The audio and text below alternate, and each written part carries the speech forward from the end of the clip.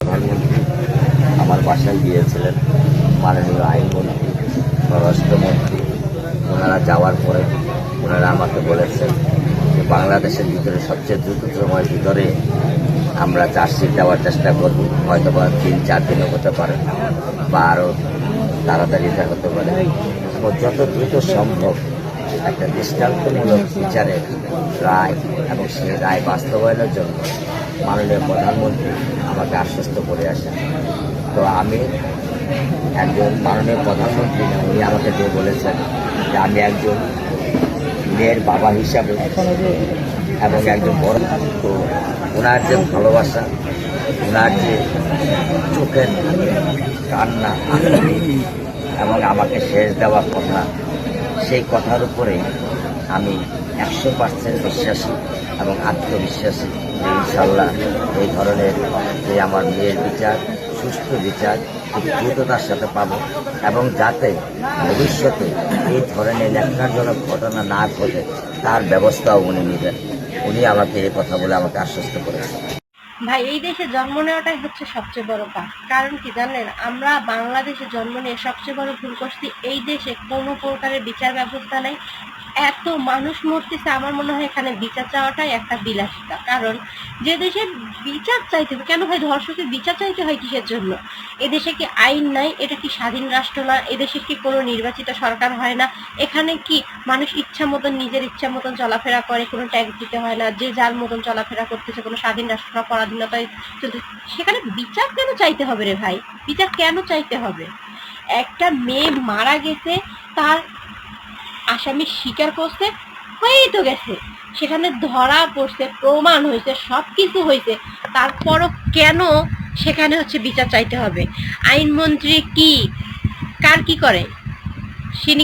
তিনি কি নির্বাচিত হয়ে বা এমপি মন্ত্রী হয়ে ভাবছে আমি অনেক কিছু হয়ে গেছি, তার আর কোনো কিছু দায়িত্ব নাই, তার কিছু করতে হবে না, সে শুধু তার চেয়ারে বসবে? আর তারা কি তাদের জীবন নিশ্চয়তা করার জন্য এখানে বসছে? তাহলে ভাই শেখ হাসিনাকে পালানোর দরকার কি ছিল? তাহলে ফেসিবাদ তাড়ানোর কি দরকার ছিল? কোনো কিছু তো দরকার ছিল না। ফেসিবাদ তাড়ানোরও তো দরকার ছিল না। দরকার ছিল কি আমাদের হচ্ছে, তো আমরা যেরকম ছিলাম সেরকমই ভালো ছিলাম। তাহলে এখানে আমাদের নতুন করে তাহলে স্বাধীনতা অর্জন করার দরকার কি?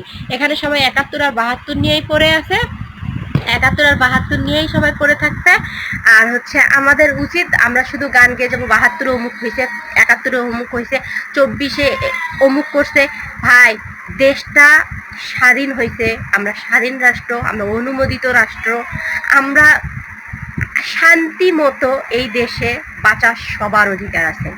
যেখানে অপরাধ হচ্ছে, প্লিজ দয়া করে প্রশাসন যারা আছেন, আইনমন্ত্রী আছেন, দয়া করে, আর যারা উকিল, আপনারা যারা এই ধর্ষকের হয়ে ওকালতি করেন, আপনাদের আসলে লজ্জা বলতে কিছু না। আপনাদের ফ্যামিলি নাই, আপনারা নির্লজ্জ।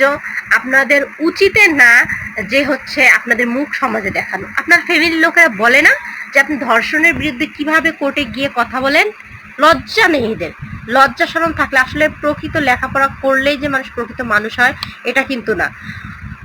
মানুষ হতে হলে পড়াশোনা করতে হয় না, মানুষ হতে হলে নিজের একটা মনুষ্যত্ব আর বিবেক, এই দুইটা যদি সঠিক থাকে তাহলেই মানুষ মানুষ হতে পারে। মানুষ হওয়ার জন্য আসলে গাদি গাদি বই পড়তে হয় না। বেগম খালেদা জিয়া দারিদ্র পীড়িত জনসমুদ্রের আর্থসামাজিক উন্নয়নে তিনি ছিলেন আমাদের আশার আলো।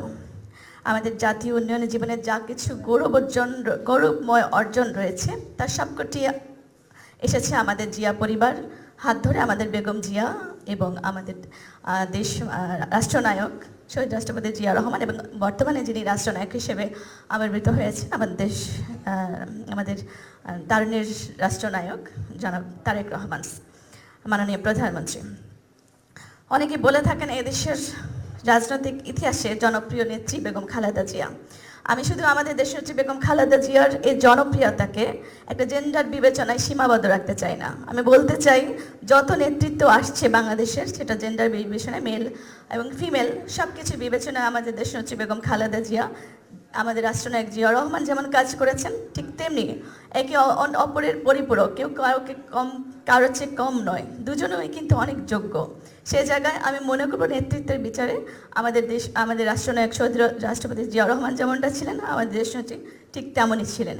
এবং শিক্ষাক্ষেত্রে আমাদের দেশনেত্রী যেসব অগ্রসর ভূমিকা পালন করেছিলেন, এক ক্ষেত্রে বেগম রোকেয়াকে বলা হয় যে নারী জাগরণের অগ্রদূত। তো আমাদের দেশনেত্রী বেগম খালেদা জিয়া যখন 91-এ ইলেক্টেড হয়ে প্রধানমন্ত্রী হয়েছিলেন, তখন কিন্তু নারী শিক্ষার একটা জাগরণ ঘটিয়েছিলেন তিনি। আধুনিক নারী শিক্ষার যে জাগরণ, সেটা জাগরণ ঘটেছিলেন আমাদের দেশনেত্রী বেগম খালেদা জিয়া। তো বেগম রোকেয়াকে যদি বলা হয় নারী জাগরণের অগ্রদূত, আমাদের দেশনেত্রী বেগম খালেদা জিয়াকে অবশ্যই বলতে হবে আধুনিক নারী শিক্ষা জাগরণের অগ্রদূত। তো তার জীবন ছিল একটি সমুদ্রের ঢেউয়ের মতো, সংখ্যাহীন ঢেউ যেমন সমুদ্রকে জীবন্ত রাখে, জীবনের সমস্যা, দাবি এবং চাহিদা যেমন সমাজকে প্রাণবন্ত রাখে, কোনো কোনো জীবনও তেমনি তার চারপাশের প্রাণের স্পন্দনকে দ্রুততর করে এবং ক্ষেত্রকে পরিস্পুষ্ট করে। আমাদের দেশনেত্রী বেগম খালেদা জিয়া ছিলেন তেমনই একজন নেত্রী, যিনি সর্ব অবস্থায় বাংলাদেশের মানুষের পাশে ছিলেন এবং বাংলাদেশের মানুষকে শক্তি জাগিয়ে এই আজকের গণ অভ্যুত্থান পর্যন্ত এসেছেন। আসার পরে একটি সুন্দর বাংলাদেশ বিনির্মাণে তিনি অত্যন্ত সাহসিকতার ভূমিকা দেখিয়েছেন।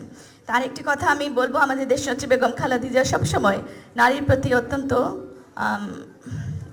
স্নেহশীল ছিলেন এবং খুবই গুরুত্বের সাথে নারীদের বিবেচনা করতেন। তো আজকে যেসব ঘটনা ঘটছে আমাদের দেশে, আসিয়া, রামিসা থেকে অন্যান্য যেসব ঘটনা ঘটছে, আমি মনে করছি এসব ঘটনা শুধুমাত্র একটি রাষ্ট্রীয় যে মূল্যবোধহীন শিক্ষার প্রচলন বিভিন্ন দিন ধরে চলে আসছিল, সেই মূল্যবোধহীন অনৈতিক, যেখানে শিক্ষায় আমাদের নবীজের জীবনী বাদ দেওয়া হয়েছে, আমাদের হযরত ওমর ও ফারুকের জীবনী কবিতা বাদ দেওয়া হয়েছে, সেখানে রামায়ণের কবিতা পাঠানো হয়েছে এবং হিন্দু দেবদেবীদের মূর্তি পূজা কিভাবে হয় সেটা শেখানো হয়েছে, ট্রান্সজেন্ডার কিভাবে হয় সেটা শেখানো হয়েছে। সেই সকলের কিন্তু আজকে পরিণাম আর আজ এই মূল্যবোধহীন একটি সমাজ ব্যবস্থা, যেখানে রামিসাদেরকে হত্যার শিকার হতে হচ্ছে, রেপের শিকার হতে হচ্ছে। তা আমি আর বক্তব্য বাড়াচ্ছি না। আমি মনে করব আমাদের সামাজিক সচেতনতা এবং আমাদের রাষ্ট্রনায়ক যিনি আজকে প্রধানমন্ত্রী হয়েছেন, তার সচেতন এবং সব ক্ষেত্রে গুরুত্বপূর্ণ ভূমিকার মাধ্যমে আমরা এগিয়ে যাব। সব কিছুর মধ্যে আমাদের ধৈর্য ধরতে হবে। আমরা যদি সবসময় মব কালচার সৃষ্টি করি এবং 1 মিনিটও শান্তিতে থাকতে দেবো না সেই চিন্তা করি, তাহলে আমরা কিন্তু আর এগোতে পারবো না। তো সবাইকে ধন্যবাদ, ভালো থাকবেন সকলকে। মাননীয় এমপি জনাব সানজিদা ইসলাম তুলিয়াপাকে বক্তব্য রাখার অনুরোধ করছি। বিসমিল্লাহির রহমানির রহিম। আসসালামু আলাইকুম। আজকের এই আয়োজনটা অনেক ভিন্ন। আমাদের ছবির গল্পের পরাগ ভাইয়ের ইনভিটেশন ছিল, এই ইনভিটেশনটাতে আসলে আসতেই হবে এরকম। তো আর আমাদের রুমন ভাই যারা আয়োজক আছেন তাদেরকে অনেক ধন্যবাদ। আমাদের সাথে আছেন মাননীয় স্পিকার, মাননীয় চিফ হুইপ, আমাদের মন্ত্রী মহোদয়গণ, আমাদের সংসদ সদস্যগণ, আমাদের সম্মানিত অতিথিরা যারা আছেন, সাংবাদিক ভাইরা, বাইরে অনেকে আছেন। আজকের ছবির গল্পের প্রত্যেকটা ছবি এখানে আমাদের